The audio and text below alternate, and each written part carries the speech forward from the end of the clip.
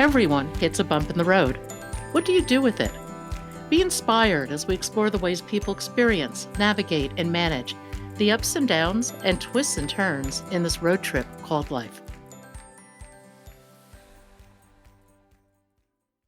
Welcome to another episode of Bump in the Road. The basic podcast is always free. We also have a premium subscription called Bump 2 that lets you listen in on extended behind-the-scenes conversations with our guests. Check it out at www.bumpintheroad.us. It's summer, and summer lends itself to storytelling. It's a time of year to gather around a campfire and tell tales that linger far past the time when the last ember goes out. So this week, I'm going to do something a bit different. This podcast is the first of a 4-part series. I call it Indiana Jones Meets Margaret Mead. The story has elements of incredible adventure, a quest for ancient spiritual wisdom, and global travel a la Indiana Jones. But the narrator brings a cultural inquisitiveness and steady mind that is much more Margaret Mead. It's a remarkable tale. If you're listening on one of the podcast platforms, be sure and stop by the website for some photos and more information on the story. First, a bit of background. Wendy Wagner is a young PhD candidate who questions many things. One of her greatest areas of inquiry is in the religious and spiritual realm. As a young therapist, she takes this quest to heart. The quest would take her thousands of miles from the U.S. to Asia to South America and back. Come join Wendy Wagner as, for the very first time, she tells her story. This is part 1. Oh, thank you, Pat, so much for giving me the opportunity to tell a secret I've kept for 40 years. And this isn't a secret I have huge shame about or anything like that. It's just a very big, complicated story. Telling friends vignettes never really did justice to it. So I'm really grateful for this. Basically, it's a story of a spiritual journey I took, it's not quite a spiritual journey, but it was really a quest to hear guidance. And I'll say more about that in a minute, but let us begin the story. And it was about 1981, 1982. I was 33 years old in Palo Alto, going to psychology graduate school. And as part of my internship for graduate school, I was working at a cancer center, particularly with the children. And while I was working there, I met a little girl named Jennifer who changed my life completely. And I would take Jennifer out because she was she was similar to my daughter's age.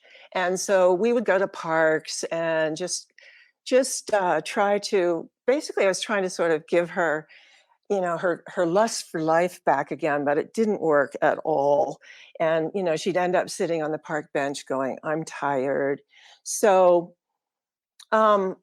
we fast forward a little bit to Jennifer. It's coming up to Jennifer's 9th birthday. And just before her birthday, I had asked her mother if I could give her a party, or would a party be appropriate? Because Jennifer really wasn't doing very well, but she was at home and her mom seemed to really love the idea. So I called a clown and said, would you be interested in coming to this party? And, warned him about, there would be a lot of little bald heads there because we were inviting all the kids from the cancer center. And he came, and you could tell very easily he was really uncomfortable with the situation. So he didn't stay long, but he left behind a huge bouquet of balloons. And immediately someone put all the balloons back in Jennifer's bedroom. And we all hung out together for about 3 hours or so. And it was time for me to leave. And I went to say goodbye to Jennifer, and she kind of whispered to me, looking very weak and very tired, take some balloons. And I went, okay. And so I went in and grabbed a few. And I deliberately didn't take one of the two of the group of balloons. So everything's metallic balloons. And then there were 2 ruby red balloons, all helium, of course. And I thought they were so beautiful. They said love on them. The others said happy birthday. So I come out with my group of balloons, and no, she shakes her head and goes, "No, take one with love on it." And so, I'd left that one for her, but I took that one too, and I went home. My daughter and I went home, and I put my all the balloons back in my daughter's bedroom, which was way down the hall and to the right at my house. And long story short, again, in the middle of the night, Jennifer's mom calls me and tells me she had died. And could I please come over and be with the family? And I was, of course, very upset about the whole situation, not only because of her death, but because I had never been around people who were grieving, nor around somebody who had just died. And it turns out when I got to the house, Jennifer's body was still there, and it stayed there for the entire day. And I'll never forget, Jennifer's father was really literally sitting inches from Jennifer's body, which was on her bed. The balloons were way behind him in the far corner of the room. And he was just sitting there, just inches from her body, and not speaking at all, not moving at all. And, I spent, excuse me, a good part of the day hanging out with people, doing dishes, doing the best I could in a extremely uncomfortable situation. And I knew I had to go pick up my daughter. She was staying at a friend's house. And so I bid everyone goodbye. And then I went in to say goodbye to Jennifer and to her father. And it was a very strange sight because one of the love balloons was sitting at half mast directly over Jennifer's chest. And I looked at her father, and he looked at me, and he actually spoke. And he said, I've moved that balloon back to the other balloons 3 times, and it travels back to this position every time. And what could I say? I mean, it was just pretty amazing. And so I left, and I remember really well raging at God on the way home from that little visit, and just kind of like, why did she have leukemia and suffer from age 3 all the way to age 9 and die on her birthday? And it was just like so confounding to me, and I was so angry. So I pick up my daughter, and we go home, and I open the front door, and bam, right smack in front of the door at eye level is the other red love balloon, which had traveled, taken a left, gone all the way down a big hall, taken a right, taken another left to be with all the other balloons. She had left the whole pack of other balloons to greet me at the front door. So that incident was an incredible, what would you say, impetus for me, because so many questions came up. I'm like, love? Yeah, clearly this was a message from Jennifer that she was still around in some way. But love, yeah, love, yeah, I love everybody and all of that. But what about her suffering from age 3 to age 9? What was that about? And still this anger and confusion around Jennifer's death and her suffering. And really what it brought right up for me was the question, I think, that is so prevalent on this earth right now that almost no one dares to ask. If God is so good, why is there so much suffering? So I was kind of on fire with this question. And I was on fire with a lot of questions because I had just started. I mean, I was now on my second year of studying A Course in Miracles, and it wasn't helping me in that moment at all. And I was just filled. The Course really aims to flip our perception of the world and ourselves 180 degrees. And I just couldn't understand how I was supposed to look at this differently, and I didn't understand a lot. I had a lot of questions, and this was when I started the course, it was probably 1979. So there weren't a lot of people around who had done the course and I could go to and ask these questions to. So I think it was very shortly after, it could literally have been the weekend after Jennifer's death, that I had already planned what Californians at the time called a vision quest. And a vision quest, as it was defined in those days, was you go out into the wilderness alone and you really seek a vision. Well, I was seeking the answers to questions, and I was also seeking, a vision of my future. And so I had decided to take a backpacking trip into the Kalalau, which is this gorgeous, gorgeous place on the northern coast of, Kauai. It was a 12-mile trek, very precipitous, um, that opened to an amazing valley, which I'll get to more. So part of this was my experiment. Everything in my life was an experiment with the Course in Miracles from then on. So this was really like, of course, it talked a lot about, but there was the opposites were really love and fear, not love and hate. Hate was an offshoot of fear. And it really encouraged the reader to go beyond fear. So this was very much part of this quest because I had never been backpacking before, and I was gonna go alone, and the combination was really made me extremely nervous. What made me even more nervous is I got a late start, and my pack was so heavy I could barely lift it, despite the fact that I was planning to fast for the 3 days I was in there.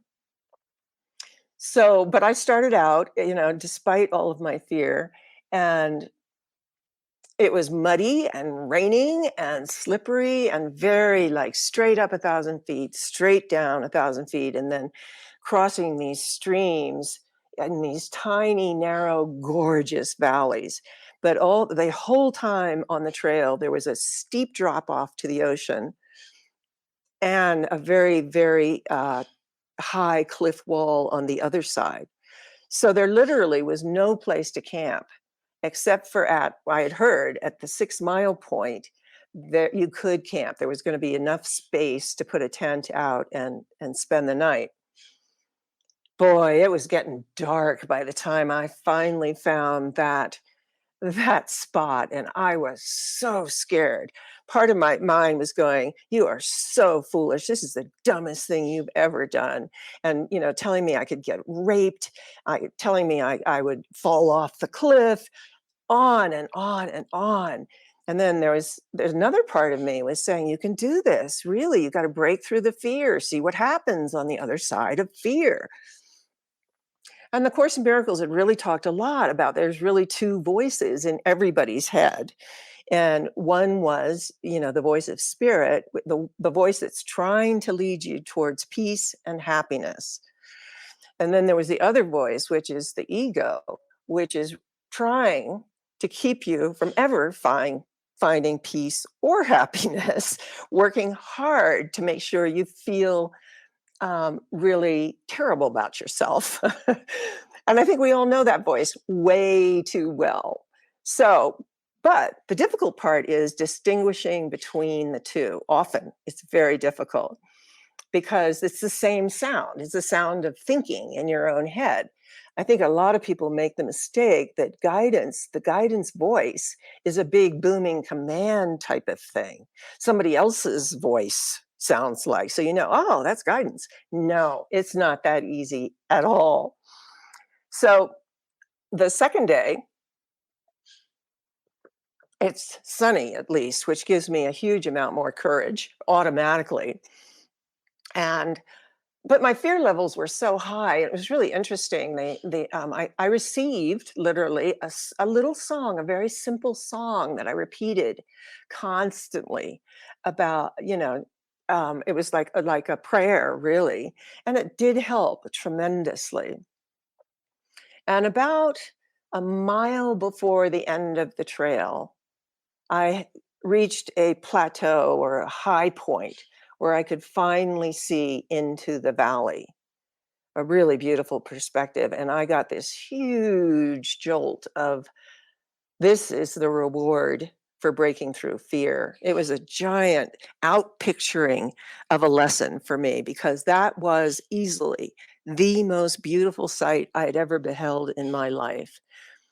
There were emerald pinnacles sort of along one whole side of the valley. It's really hard to describe these pinnacles. If you've ever been to Kauai, you know what they're like. It was like pipe organs that were huge and beautiful. And then there was the valley floor itself with two waterfalls, and then the ocean, and a huge wide stretch of totally unpopulated ocean. In fact, by the time I got in there, I think there were 2 people in the valley at the time besides myself. And I found a really cozy, lovely spot under some lilikoi vines that gave me shade. And I was a happy camper, to say the least, because, I'd really gone through this huge thing of fear, and I'd broken through, and it's very cool. Did a lot of exploring while I was there. I did it without shoes. There was, I never saw the 2 people ever again. And it was, no one bothered dressing in the Kalalau anyway. And so most of it was naked, at least shirtless, and, bathing in streams and running up the valley, and just incredibly childlike and problem free, and just like totally beautiful time, except for one part. And I think it definitely happened the day before I was to hike out. And I was trying to find a shortcut up the valley.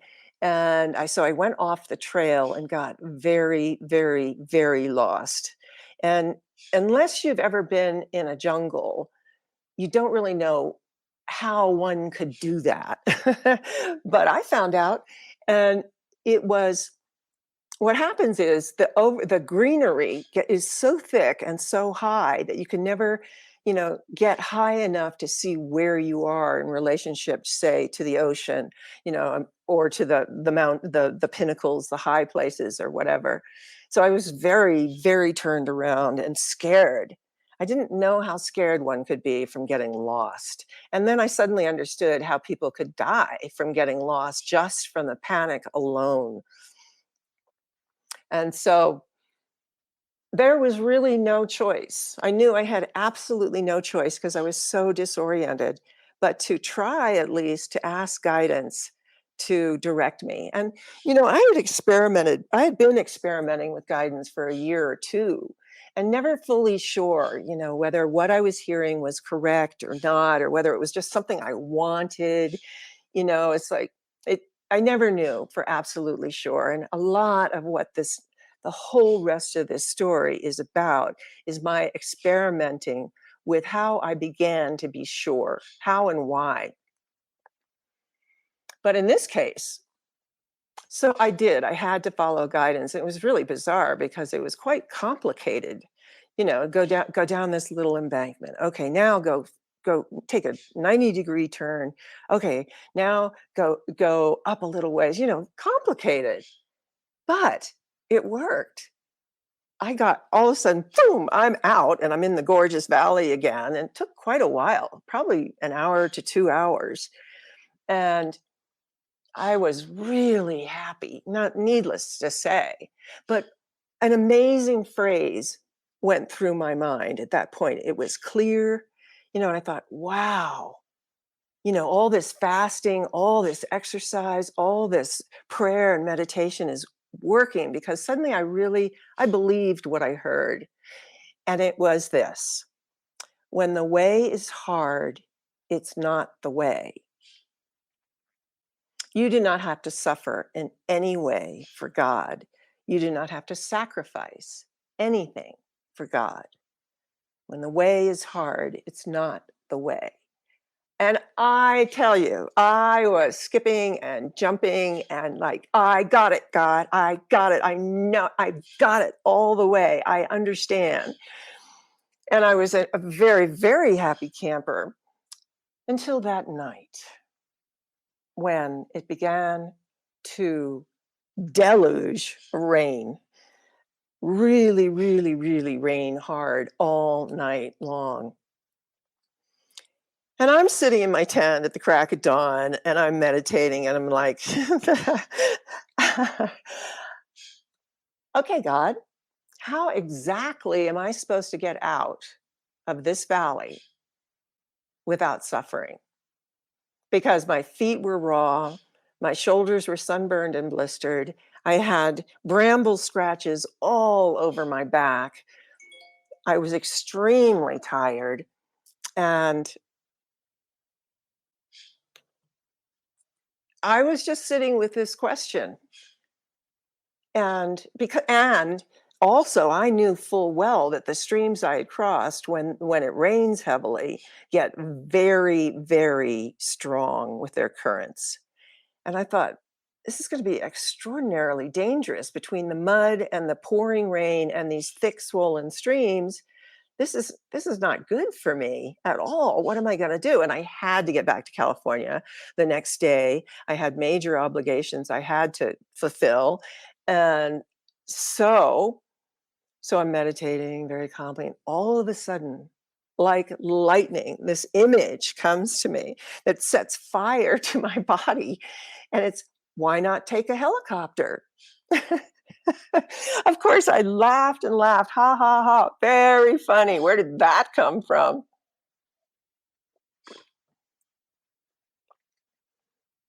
And I couldn't deny what that idea brought up in me. There was an excitement like few things I've ever felt, really.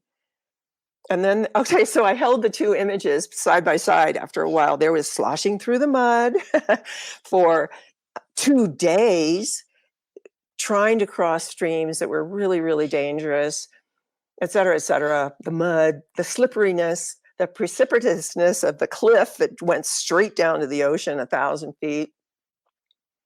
And then there was a helicopter just lifting me out of my travail. And I couldn't deny the energy in my body. I couldn't deny that it's like, okay, that would not be suffering. And but more than that, it was like, okay, you got the two ideas.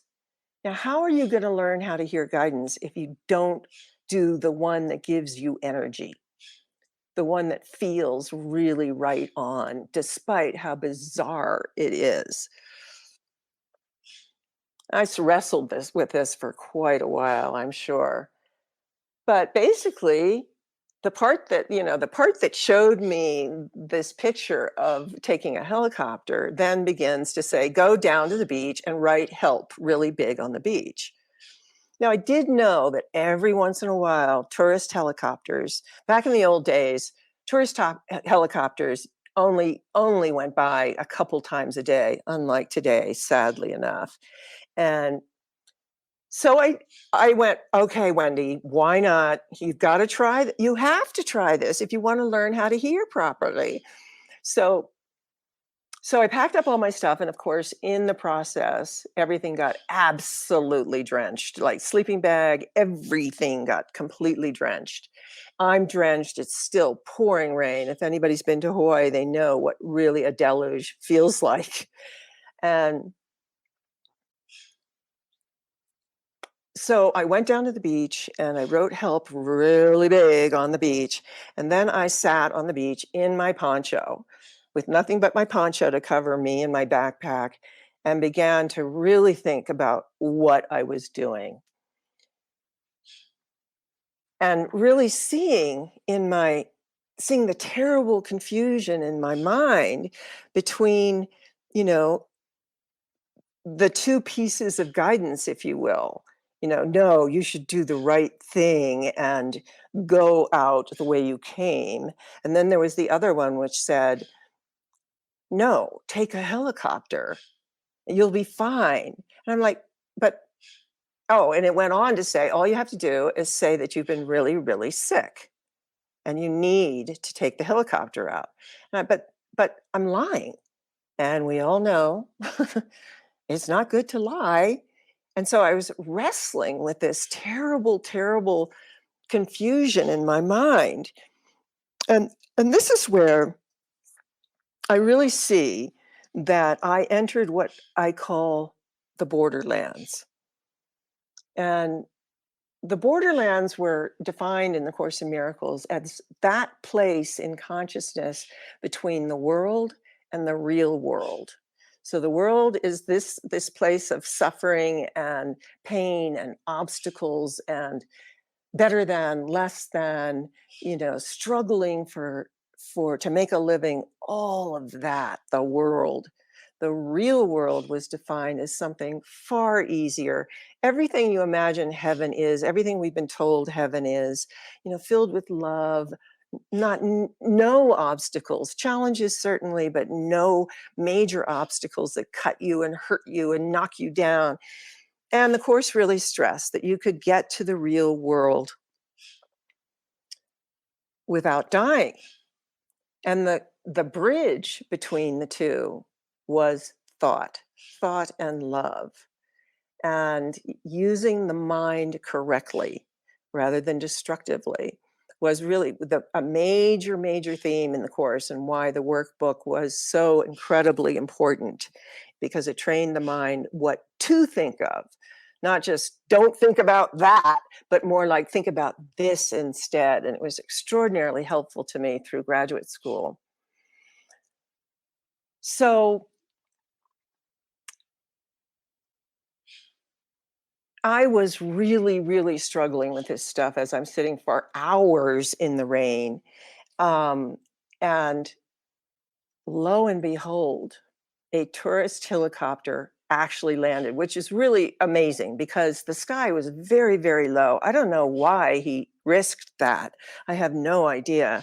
But he landed, and I thought, oh my God. And I run over to the helicopter and tell the pilot, I'm really, really sick. Can you help me? I need to get out of here. And he said, lady, I'm so sorry, but I've got two tourists in the back. I can't take you. But what I can do, but be careful, I can tell, the rescue helicopter to come and get you. But boy, they're really strict about Kalalau campers. And if you're not sick, you're going to have to pay for that helicopter. And I went, oh yeah, I'm really sick. And he went, okay. And then he took off. I went back to my little spot under my poncho and thinking, what did you just do? You are completely out of your mind. And believe me, with the rest of this story, you're going to be tempted to believe that I am completely insane many, many times. But what I was doing, as I was doing in this moment, was really trying to understand the truth of the situation, of what the right thing to do, what spirit was really guiding me to do. So I'm sitting there literally praying that a helicopter would not come to pick me up, literally spending 4 or 5 hours doing that because I didn't want to lie. Lying is bad. And but one of the other crucial points, the borderlands I'm defining, and also a wild Mexican sorcerer that Castaneda wrote a great deal about in his books, defined the borderlands far better, actually, than even the Course in Miracles. He said that between the world and the real world, there is a space, and it's a warrior's whole job. In other words, our whole purpose in life is to travel from the world to the real world, cross that space between the parallel lines of those two worlds. And he said that there is nothing to recommend this space save for what it leads to. It is barren beyond all possibility, all imagining. It's barren. And I feel like in my poncho, in this moment, I was very much entering the borderlands because it is marked by intense confusion, because the Course in Miracles, and of course, even Castaneda and the Mexican sorcerer, were talking about how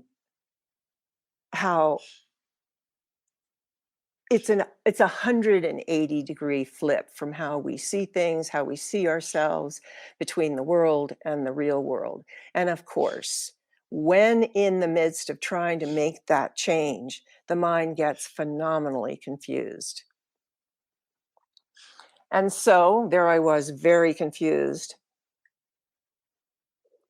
And I also think it's a time that I entered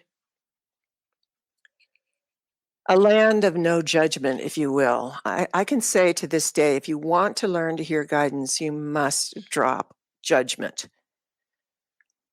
completely. I wasn't dropping judgment by that time, but I was trying to practice it and kept trying to practice it. But really, because extraordinary things can happen, as this story will illustrate in great detail.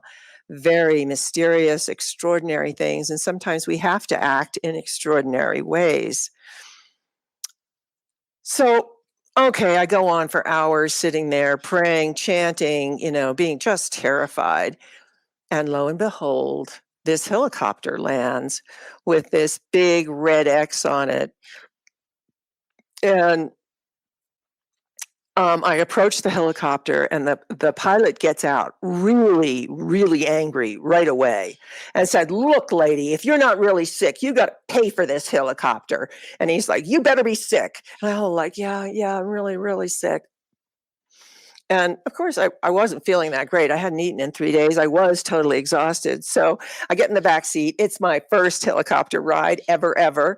And I'm trying to look sick while being incredibly excited and happy. But it gets better. So the helicopter takes off, and within a very, very little time, it passes above the clouds. And in that moment, phenomenal moment for me, because it was all golden rays of light across a beautiful sort of blanket of clouds, all colored, all these beautiful colors, and the peaks of the emerald pinnacles were all sticking up, and unbelievably beautiful. It was like angelic choirs were singing in my mind, and I was trying to sort of squint at it so as not to look too awake and too happy. But I was completely overjoyed in that moment, because this was metaphorically God lifting me out of my travails and hardships and all that suffering I was going to do, and giving me this view.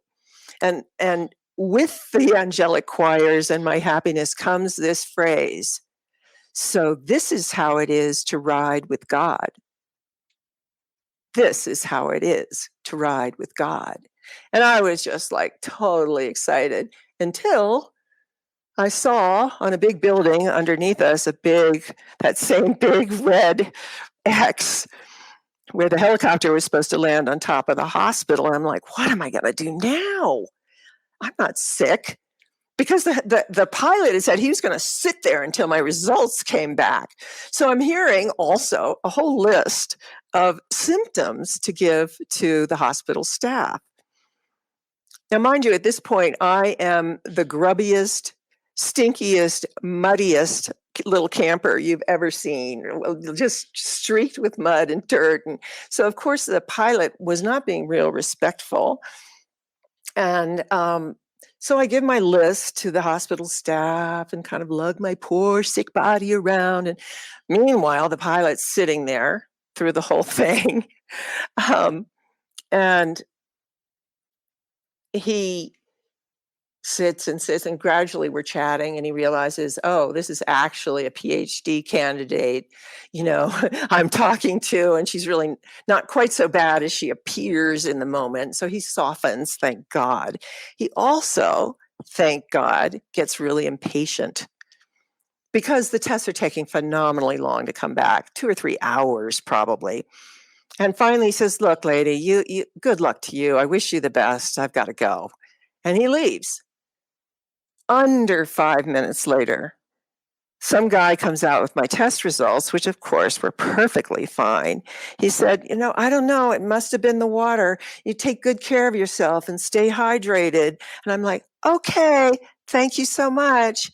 and I trot out the door with my sodden backpack. But understand that despite the fact that I had broken through a lot of fear in this entire episode and had been shown the effects of breaking through fear in a very, very dramatic fashion, I was also feeling very guilty. I had lied. It was really not part of my thing to lie to people and, manipulate them. So there was this combination of guilt and euphoria that was pretty strong. But it really increased my need to understand how to hear the voice for spirit and distinguish it from the voice of the ego. And not only that, but when I got back to California, the enormity of everything that happened to me in the Kalalau, the deep experience of peace and harmony and beauty like nothing I had ever seen, was now in me. And California's clanging and rushing and hurrying to get a job and making money in my career and everything looked totally wrong to me. Like there was no way I was going to keep on doing all of that stuff. It was just seemed absurd to me. And the Course had said, if you have peace in your own mind, your world is going to reflect that. That's how you enter the real world, is by um, creating so much peace in your own mind that your external world completely reflects it. And so I thought, I'm going to find a place of peace for myself, because I felt I really had a lot of peace inside of me. And given my name, even look at my name, Wendy. um, I've always had this affinity, this incredible fascination with Neverland. And then, my studies in spiritual studies had, shown me a lot of spiritual literature talks about these ideal places, Shangri-La. There's so many of them in literature that I thought, you know, I'm going to find that. I'm going on a quest to find that, that land, that peace. But more than anything, I wanted to go on a quest to get my questions answered. I was exploding with questions with why things were the way they were. So I think it was sometime in the winter when I went to Hawaii, and it was by spring. I had packed myself up and was out of California completely. Now, that was one of the world's most interesting packing jobs, considering I had no idea where I was going. So, but anyway, I think, okay, go back to New Mexico for a little bit, catch my breath, and figure out where I'm going next. New Mexico had been my home before graduate school. Someone else was living in my house at the time. I knew I'd be camping on the land. And it was actually my ex-husband was actually living in the house at the time with his new wife and her daughter. And her daughter and my daughter were about the same age and got along really, really well. And I saw that her daughter was really not in a good situation at home. And I won't go into much detail around that, but it occurred to all three of us that she should come with us. And it seemed really a good idea because, then Bess would have a little companion and they got along. So, okay, we'll do it. But in being in New Mexico, an extraordinary thing happened, which really propelled me further into this journey. I happened to meet a Sikh named Satnam Singh, who invited me for dinner, and it was very austere dinner, very beautiful. I'll never forget the gorgeous candlelight reflecting on the white walls, and all his followers were there seated around the table, all in white. And Satnam was sort of holding forth to the whole bunch of people. And I was about 4 or 5 people down from him, but I began hearing him talk about something really, really interesting. And so I listened further, and he was talking about a journey he had just taken, looking for a hidden monastery in the Andes that was that housed some of the wisest beings on the planet. It's a monastery, he said, but it's not like a religious monastery. It's got very, very high beings. They live in deep, deep harmony.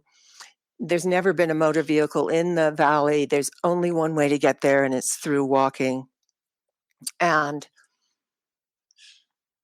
there is a level of peace and harmony there that is unlike anything on this earth, but it's hidden because the Altiplano in Bolivia and Peru is at 12,000 feet. It's this huge plain, and the mountains of the Andes start at 12,000 feet and go up to, I think, about 24,000 feet. And in this huge plain, there's giant cracks. In fact, La Paz, Bolivia, which I'll go into later, is in fact one of those big cracks in the earth. It's called a yunga, and so then the crack goes down to about 8,000 feet, and at that we're near the equator at that point, and anything can grow. Everything and anything can grow in a valley like that, and this is how it was described to me. And there was a book called Secret of the Andes, which Satnam told me about, that of course I bought the next day and just inhaled, and it just detailed more and more of that valley. But just even hearing Satnam talk about it, he said he didn't find it, and he was really sorry, and he was going to try again perhaps. But wow, it was exactly like that moment when I imagined the helicopter. There was this fire that rose up in my body very, very intensely, very suddenly, and I was like, that's the place I'm looking for. I know that's the place I'm looking for.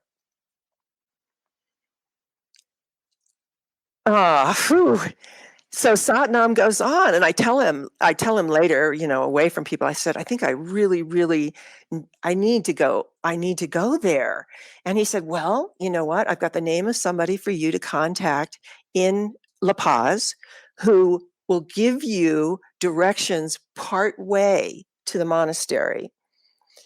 It's also called the Monastery of the Seven Rays. And so he gives me this card, this little bitty postcard type thing with the name Juan Flores on it. And I think there was a telephone number too. And I held this card like it was the Ark of the Covenant. It was just really, really precious to me. The whole experience was, and I was just determined I was going to do this. I didn't know how, I didn't know why. And it was like, yeah, I know it's guidance that's directing me to all of this. So I set out, and I set out with this giant vision of where I was going that I could barely get out of my mind. It literally haunted my mind day and night and day and night. I was just thinking about it all the time. But I was going to the monastery of the Seven Rays, and there was no doubt in my mind. And I didn't quite know what to do about the children, but that didn't matter. I wanted to take them with me so badly. I had no idea how this was going to work out, but I wanted to save these two little girls. So they were about 7 and 8, going on 8 and 9. And just watching them start to think about dieting or makeup and all that stuff just hurt me to the bone. I wanted to take them someplace really pure and beautiful where they wouldn't have to be exposed to such craziness that we have in our world today.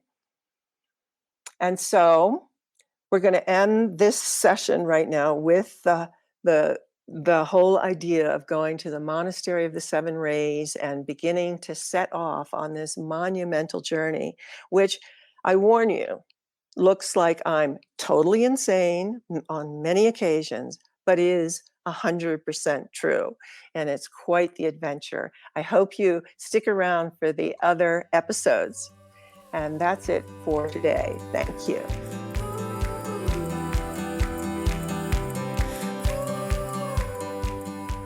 Want to hear more of the conversation? Sign up at bumpintheroad.us as a Bump 2 subscriber. Buy us a cup of coffee. You can give it a go for free. Just use the code FREEMONTH. And thank you for listening today. I hope you found something in today's podcast that inspires you along your own life's path, because sometimes a bump in the road is actually a portal into a more conscious and meaningful life.